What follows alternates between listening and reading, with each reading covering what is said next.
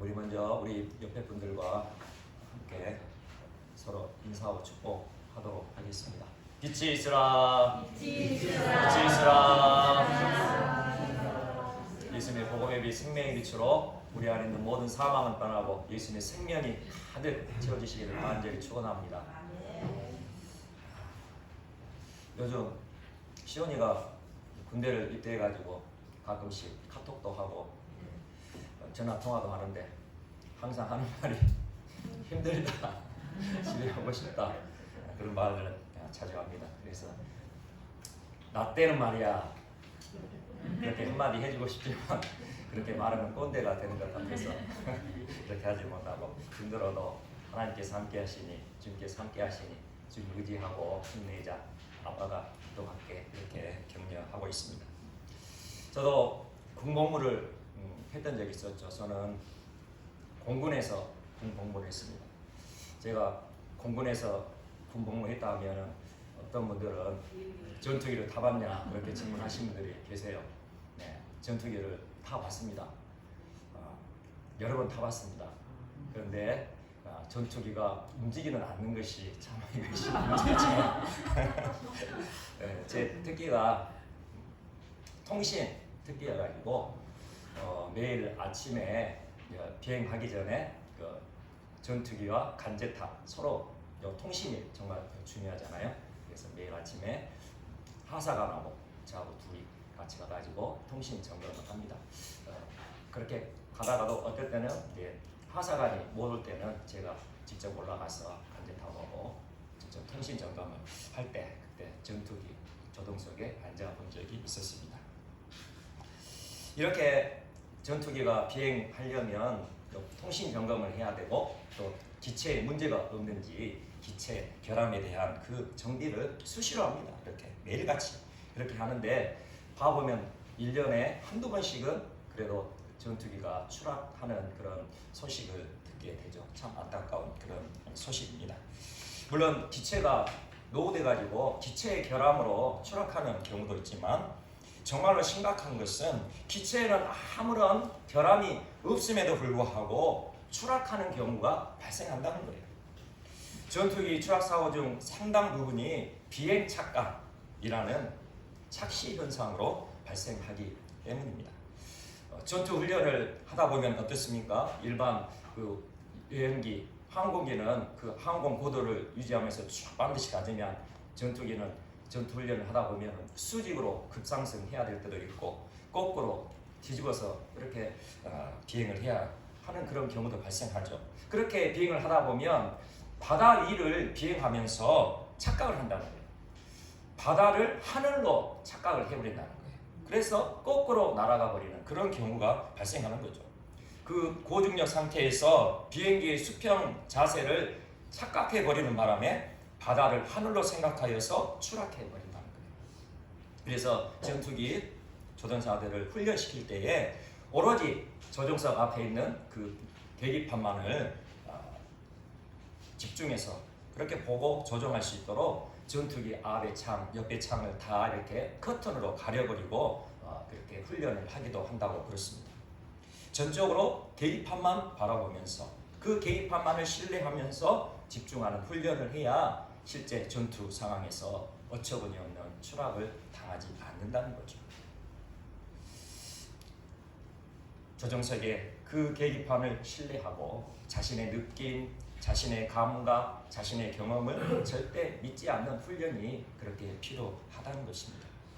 우리 신앙생활에서도 마찬가지입니다. 우리 신앙생활에도 이런 믿음의 착각 현상이 발생한다는 거예요. 오직 예수 그리스도를 바라보면서 주님의 말씀, 생명의 말씀을 따라 신앙생활을 해야 하는데 그러지 못할 때가 있다는 거죠. 그래서 오늘은 우리 한국 교회 안에 만연되어 있는 두 가지 착각 현상에 대해 우리가 한번 알아보고, 나에게는 혹시 이런 믿음의 착각 현상이 있지는 않는가 확인해보는 시간을 가져보려 합니다.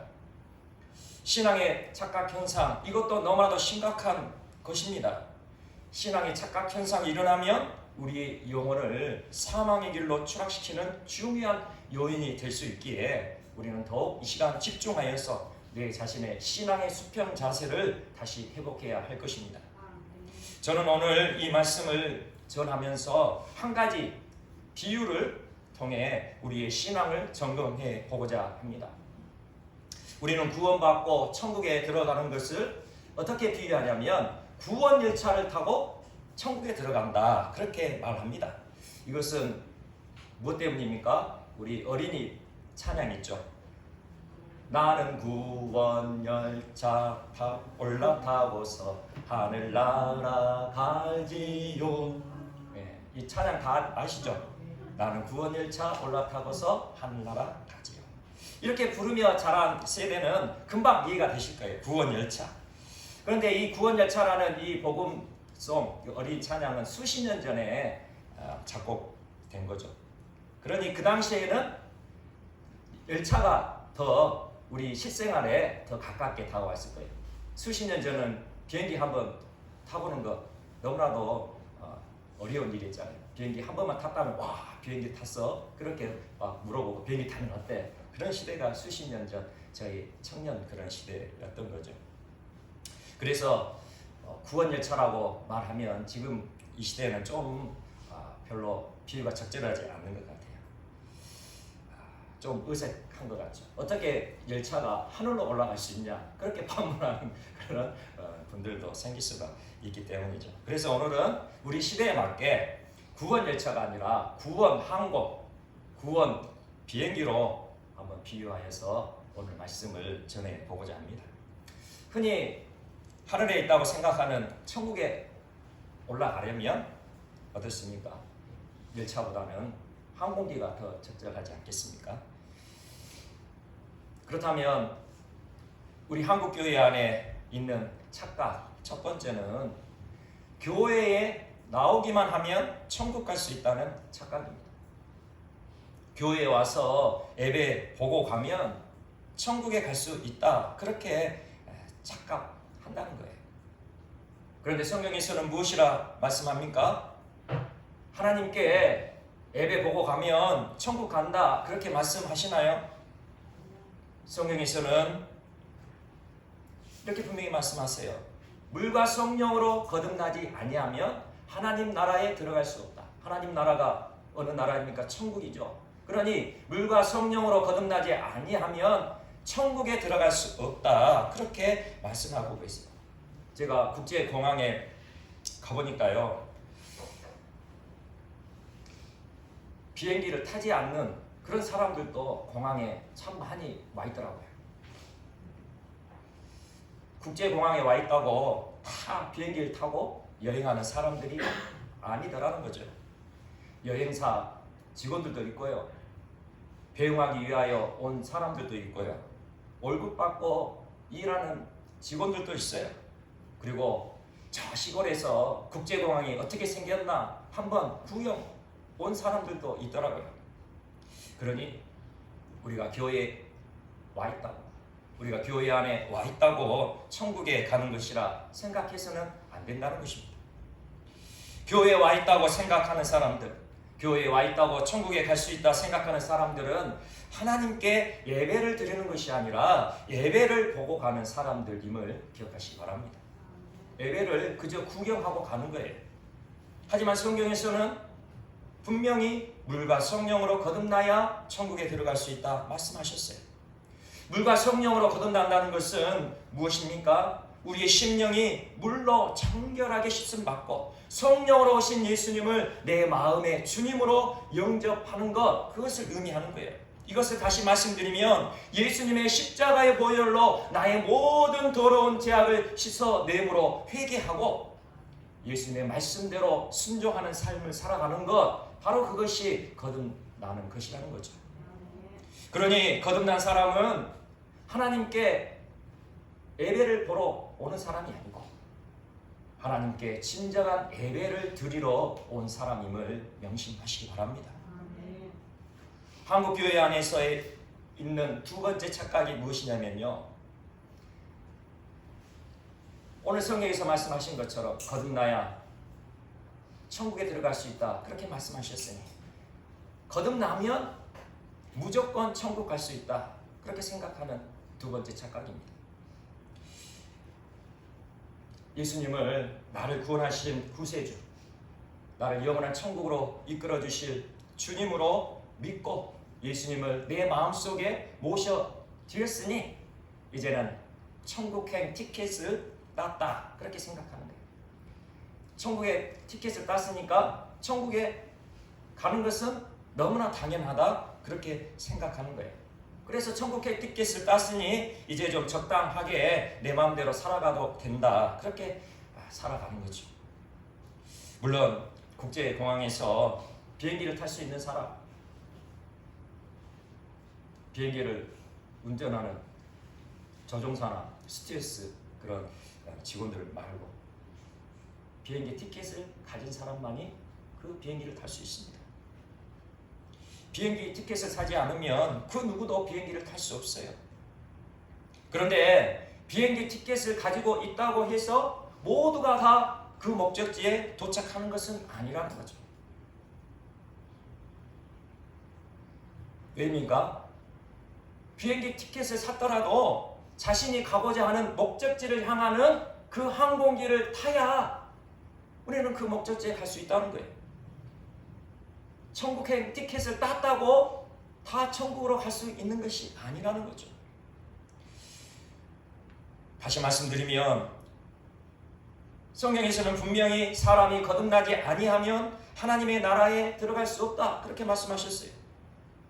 요한복음 3장 5절에 예수님께서 이렇게 분명히 말씀하셨기 때문입니다. 예수께서 대답하시되 진실로 진실로 내게 이르노니 사람이 물과 성령으로 나지 아니하면 하나님의 나라에 들어갈 수 없느니라.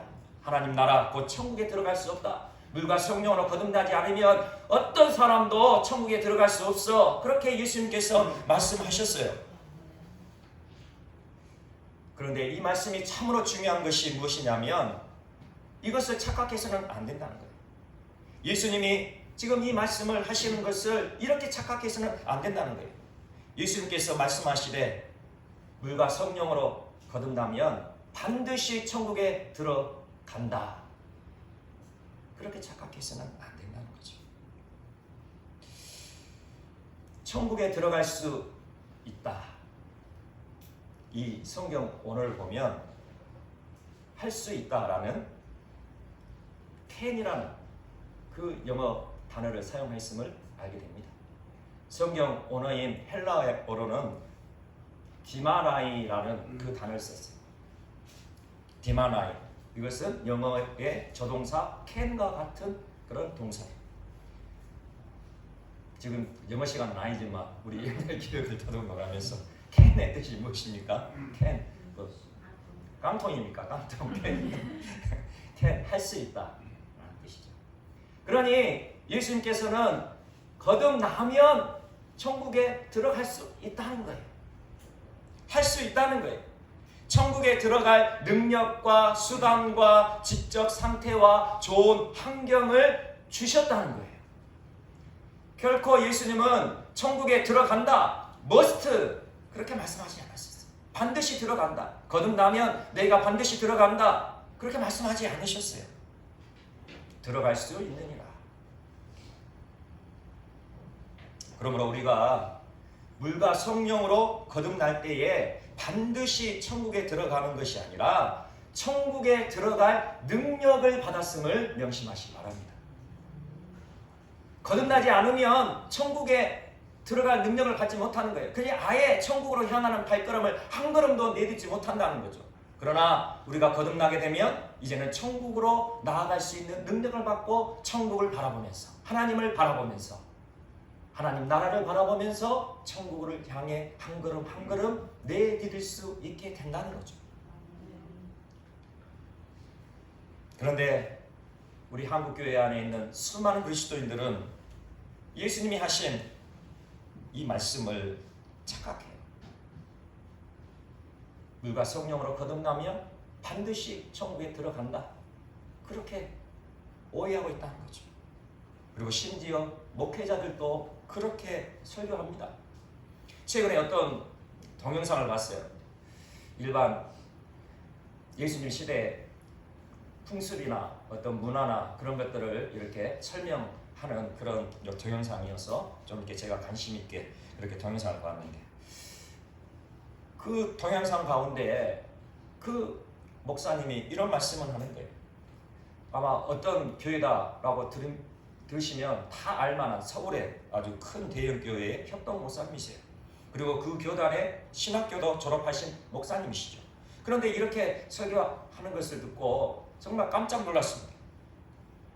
예수님을 믿으면 구원받고 천국에 간다, 그렇게 말씀하셨어요.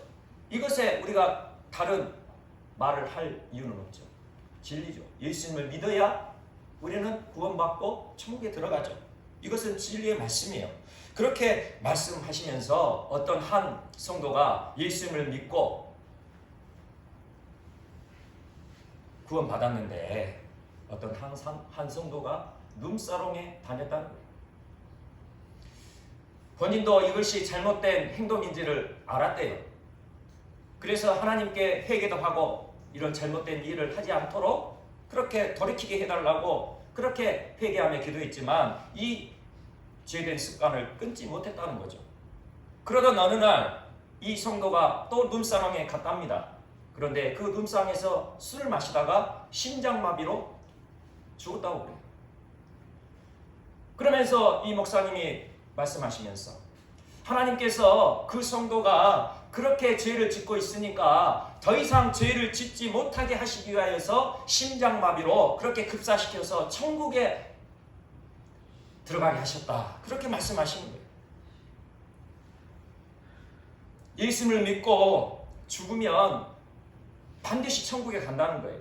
그러나 이렇게 부끄러운 구원을 받지는 말아야 된다, 그렇게 말씀하시면서 이렇게 눈사랑에서 심장마비로 죽어 천국에 가는 그런 부끄러운 구원이 아니라 하나님께 칭찬받으면서 하나님께서 약속하신 상급을 받으면서 아름다운 그 구원을 받아야 되지 않겠냐, 그렇게 설교하는 거예요. 이 설교에 대해서 어떻게 생각하십니까? 정말 그럴까요? 예수님께서 이렇게 천박한 구원을 이루시기 위해 십자가에서 자신의 모든 것을 다 우리에게 주시며 피 흘려 죽으셨을까요? 십자가의 복음을 이렇게 부끄럽게 만드는 거짓 복음이 한국 교회 안에 너무나 널리 퍼져 있어요. 이러한 거짓 복음을 전하는 그 목사님에게 구원파가 이단이냐 아니냐 물으면 어떻게 대답할까요? 틀림없이 100% 이단이지, 그렇게 말할 거예요. 구원파는 어떤 것을 주장하는 이단입니까? 예수님을 믿고 거듭나고 구원받으면 그 이후에 어떠한 죄를 짓더라도 천국에는 반드시 간다, 그렇게 주장하는 이단이 구원파 아닙니까? 그렇다면 지금 룸사롱에서 그렇게 술 마시다가 죽었는데도 하나님께서 천국으로 데려가신다는 이 목사님의 이 설교와 그 구원파의 교리와 다른 것이 무엇이 있냐는 거죠. 그러므로 우리는 더욱 깨어 분별하고 나의 믿음을 점검해야 하는 것입니다. 내 자신이 이러한 거짓 복음에 속고 있지는 않는지, 우리 한국교회 안에 퍼져 있는 이 믿음의 착각 속에서 내가 교회만 다니고 있지는 않는지 내 믿음을 되돌아봐야 하는 거예요. 우리가 정말 거듭나서 예수님을 나의 주님으로, 나의 인생의 주인으로 모시고 살아가고 있는지 이 믿음을 점검해야 하는 것입니다. 예수님을 믿고 죄를 회개하며 세상을 이겨내는 삶, 세상 가운데 휩쓸려가는 삶이 아니라 세상의 가치에 매몰되어 세상의 그 화려한 것, 세상의 그 일된 것, 세상의 기쁨을 쫓아가는 삶이 아니라 하나님께서 말씀하신 그 진리를 따라 살아가는 삶, 그 믿음을 분명히 해야 한다는 거죠. 국제공항에서 이제 티켓을 끊고 출국 수속을 마치고 검색대를 지나서 공항 안으로 들어가 보니까 정말 별천지의 세상이 펼쳐져 있더라고요. 진짜로 우리가 깨어 있어야 할 때가 바로 이때임을 명심하시기 바랍니다. 국제공항을 가보신 분들 아시겠지만 제가 2년 전에 성지 연수를 위해서 인천공항을 가보니 정말 어마어마하게 크더라고요. 그리고 터키에 있는 국제공항, 이스라엘에 있는 국제공항도 가보니까 정말 어마어마하더라고요. 검색대를 지나 그 안에 들어가 보니까 이 국제공항이 단순히 항공기만 타는 곳이 아니에요. 각종 편의시설이 쫙 깔려 있어요. 화려하게 그지없는 식당들, 가게들, 그리고 명품들로 가득한 면세점이 즐비하더라고요. 그러니 우리가 예수님을 믿고 거듭났다면 지금 이때부터 더 바짝 긴장해야 되는 거예요. 더 정신을 바짝 차려야 하는 그때인 것입니다. 오늘 본문 말씀을 함께 보도록 하겠습니다. 마태복음 7장 13절에서 14절입니다. 13절, 14절 우리 다시 한번 합독하겠습니다. 시작. 좁은 문으로 들어가라. 멸망으로 인도하는 문은 크고 그 길이 넓어 그리로 들어가는 자가 많고 생명으로 인도하는 문은 좁고 길이 협착하여 찾는 자가 적음이라. 아멘. 멸망으로 인도하는 문은 크고 그 길이 넓어 그리로 들어가는 자가 많고, 천국을 향하여 가는 길이 아니라 세상의 넓은 길로 가는 사람들이 많다는 거예요. 생명의 길, 구원의 길, 천국으로 가는 길, 그 길은 너무나도 적은 사람이 걸어간다고 그렇게 말씀하고 계세요. 국제공항에서의 넓은 길은 무엇일까요? 온갖 화려한 명품들이 즐비한 면세점, 명품 백들, 명품 화장품, 명품 옷, 명품 골프 웨어들, 그리고 맛있는 먹거리를 제공하는 식당들, 그리고 다양한 여행 선물들을 구비한 가게들, 그리고 지친 육체에 활력을 넣어줄 만한 커피 전문점들, 이런 것들이 즐비하죠. 바로 이것이 국제공항에서의 넓은 길이라는 것입니다. 처음 보는 광경에 잠시 구경을 할 수 있고, 새벽부터 국제공항까지 가려다 보면 심신이 지치잖아요. 멀리서 그 국제공항까지 가려면 버스를 타고 몇 시간을 가야 되니까 심신의 휴식도 필요합니다. 그런데 이것들에 우리가 정신을 빼앗기고 시간을 빼앗겨서는 안 된다는 것이죠. 아직 출발 시간이 멀었다 생각하면서 커피숍에 3, 4, 5 모여 이렇게 이런저런 이야기를 하다가 비행기를 놓쳐서는 안 된다는 거예요. 비행기 타야 할 시간을 까마득히 잊어버리고 면세점에 즐비한 명품들에 홀딱 반하여 그 면세점에서만 왔다 갔다 그렇게 해서는 안 된다는 것입니다. 고린도전서 15장 19절에 이렇게 말씀합니다. 만일 그리스도 안에서 우리가 바라는 것이 다만 이 세상의 삶뿐이면 모든 사람 가운데 우리가 더욱 불쌍한 자이니라. 아멘. 우리가 예수를 믿고 거듭났음에도 불구하고 여전히 우리가 바라보는 것, 우리가 원하는 것, 우리가 바라는 것이 이 세상의 삶이면 이 모든 사람 가운데 우리가 가장 불쌍한 사람이다. 그렇게 말씀하고 계세요. 예수님을 믿는다 하면서도 여전히 우리가 세상의 것만을 바라보고 살아가고 있다면 우리는 이 세상 사람 중에 가장 불쌍한 자입니다. 지금 국제공항에 온 목적이 무엇입니까?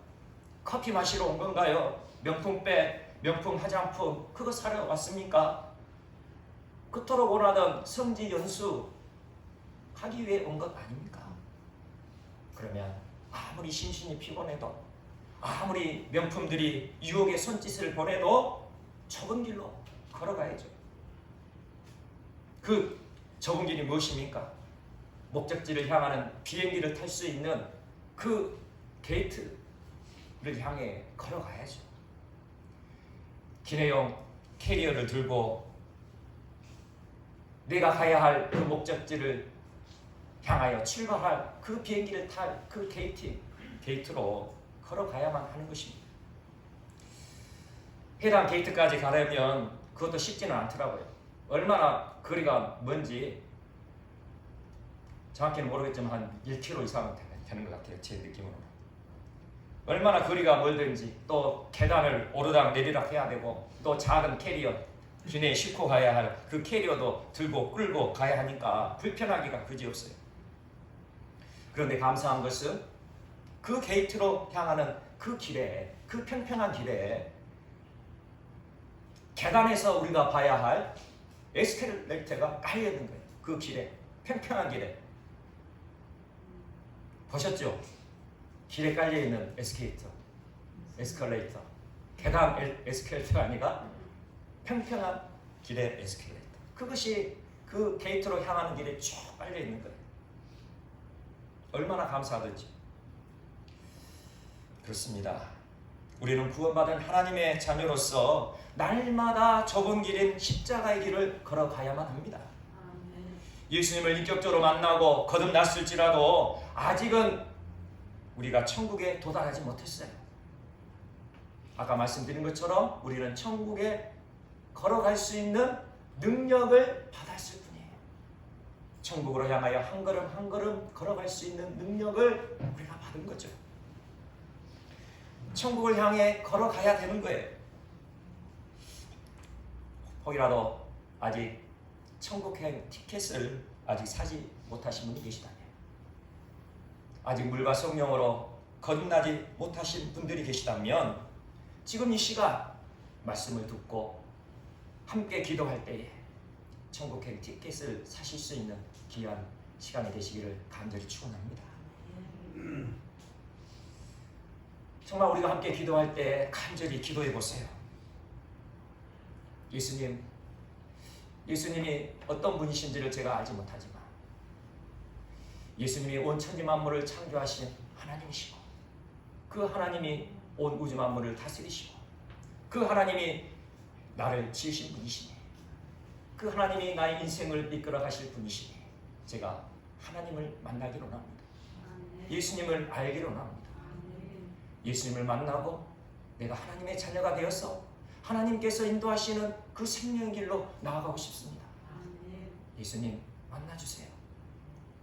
예수님 저에게 믿음을 주세요. 거듭나는 은혜를 주시라고 한번 간절하게 기도해 보세요.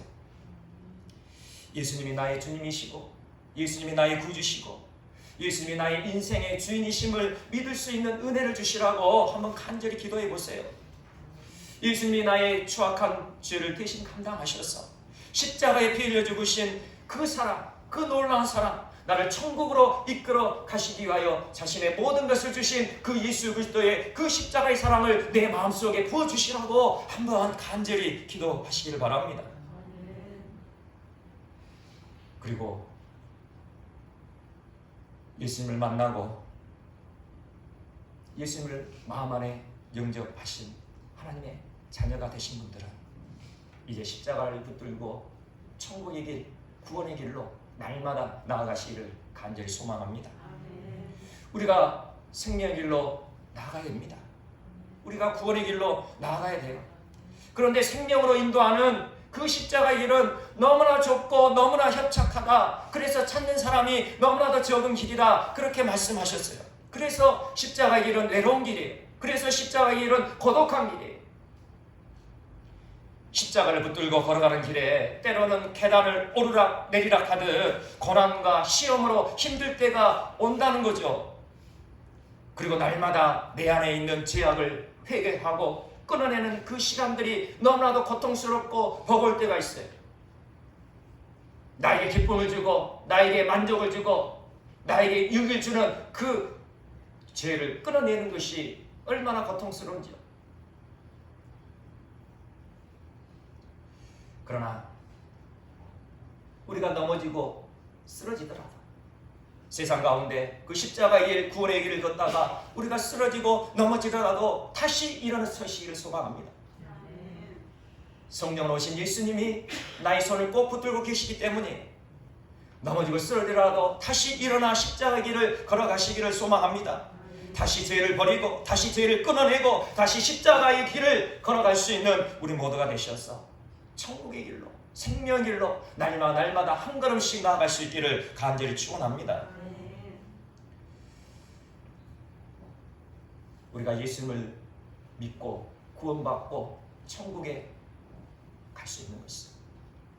우리의 죄를 회개하고 돌이키고 이제는 세상의 가치와 세상의 방법이 아니라 오직 성경에서 말씀하시는 성경의 기준을 따라 살아가는 삶을 살아가야 우리는 천국의 일로 온전히 걸어가게 되는 것임을 명심하시기 바랍니다. 우리가 거듭나게 되면 천국과 지옥이 있다는 사실을 분명히 알게 됩니다. 우리가 거듭나지 못했을 때는 과연 천국이 있을까? 지옥이 있을까? 정말 하나님이 살아계실까? 정말 하나님께서 나의 삶을 인도해 주실까? 하나님이 정말 나를 사랑하시는 분이실까? 정말 하나님이 나의 아버지 되실까? 이해하기 어렵고 이 말씀이 믿어지지 않죠. 그러나 우리가 정말 예수님을 만나고 살아계신 하나님을 만나고 정말 예수님께서 나의 인생의 주님 되심을 우리가 믿게 된다면 천국과 지옥이 분명히 있음을 알게 될 거예요. 지금 이 시간 그 천국과 지옥이 있음을 우리가 알기에 이 좋은 날씨, 이 귀한 날에 우리가 함께 예배하고 있는 것 아니겠습니까? 그런데 천국과 지옥이 있다는 사실을 분명히 알고도 세상의 넓은 길로 걸어간다면 이보다 더 비참한 인생은 없을 것입니다. 지옥에서 고통받는 것 영원한 시간이에요. 한 번 지옥에 들어가면 다시는 그 지옥에서 빠져나올 수 없는 것이에요. 지옥에서의 고통 지금 우리가 상상할 수 있는 것 아니에요. 우리가 이 세상에 살아가면서 내가 가장 끔찍한 고통을 겪었다 하는 그 고통이 아니라는 거예요. 지옥의 고통이 이런 것이야 라고 말하는 순간 그것은 더 이상 지옥이 아니다. 어떤 목사님이 그렇게 말씀하시더라고요. 우리 인간의 말로, 인간의 편으로 지옥은 이런 고통이 있는 곳이야 라고 말하는 순간 그곳은 더 이상 지옥이 아니라는 거죠. 지옥의 고통은 우리가 상상할 수 없는, 생각할 수 없는, 우리가 지금껏 경험할 수 없는 그 끔찍한 고통이라는 것이에요.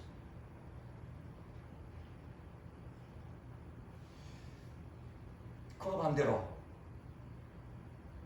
우리가 거듭나고 하나님의 자녀가 되었어 천국에 들어간다면 얼마나 행복할까요? 천국도 마찬가지입니다. 천국은 이렇게 행복한 곳이야 말하는 순간 그것은 더 이상 천국이 아니에요. 우리가 이 세상에서 누려볼 수 있는 가장 큰 행복, 그 행복을 말할지라도 그 행복을 말하면 그것은 더 이상 천국이 아니라는 거죠. 무엇을 의미하는 것입니까? 우리가 상상할 수 없고 경험할 수 없는 그 놀라운 행복이 천국 안에 담겨져 있다는 거예요.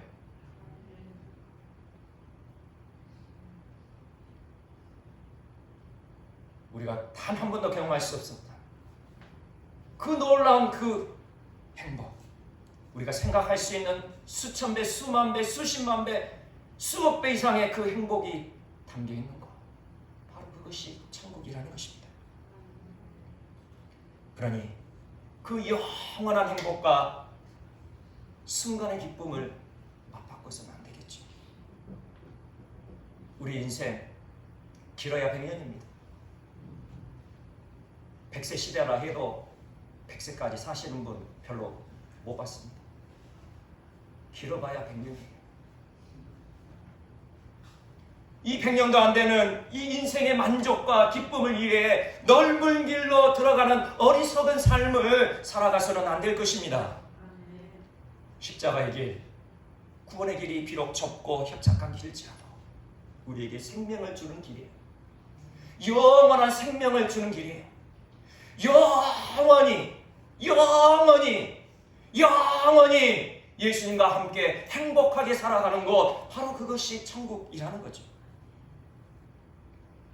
우리가 그것을 정말 믿는다면, 정말 그것을 우리가 믿는다면, 그래서 우리가 예수님을 믿고 거듭나고 구원받았다면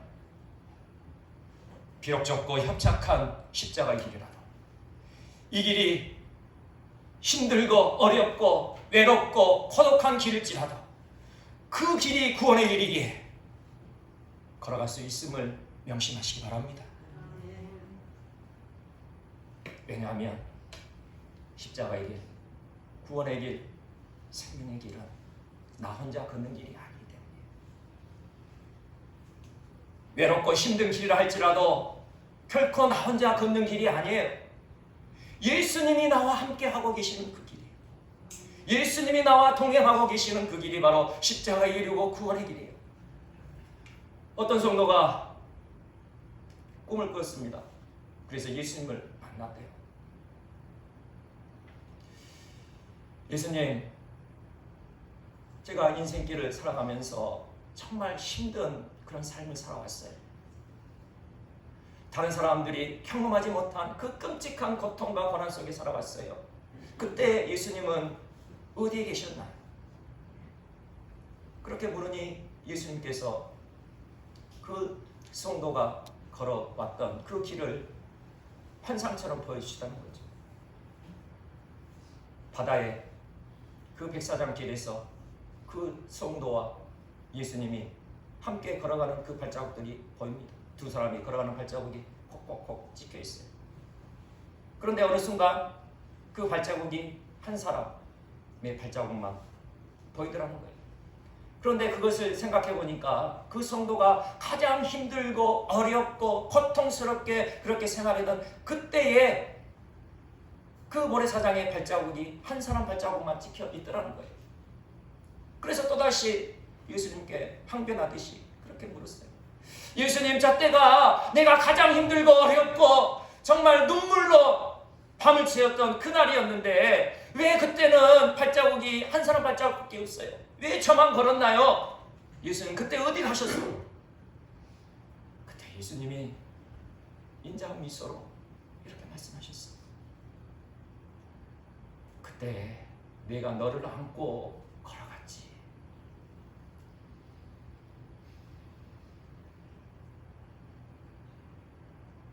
우리 인생에 가장 힘들고 어렵고 고통스러운 그때에 나 혼자 걷고 있는 것 같지만 예수님께서는 그런 나를 안고 걸어가셨다는 거예요.